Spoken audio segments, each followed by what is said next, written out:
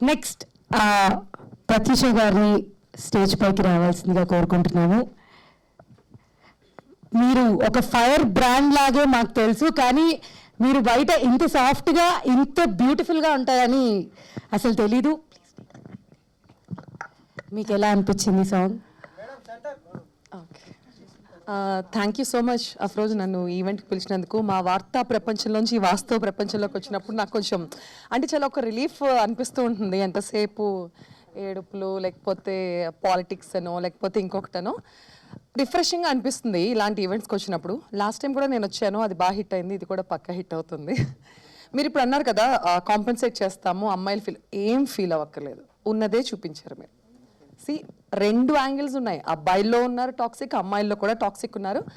అమ్మాయిలు ఏంటంటే అట్లీస్ట్ మేము వల్నరబుల్గా ఉండగలుగుతాం, ఎవరి దగ్గరైనా మీరు ఉండలేరు, ఎందుకంటే సొసైటీ కూడా యాక్సెప్ట్ చేయదు. అబ్బాయిలు వల్నరబుల్గా ఉంటే మేము ఒక అమ్మాయి వల్ల మేము మోసపోయాం, లేకపోతే నా వైఫ్ వల్ల నేను చాలా హెరాస్మెంట్ ఫేస్ చేస్తున్నాను చెప్పుకోవడానికి కూడా చాలామంది భయపడతారు, సిగ్గుపడతారు.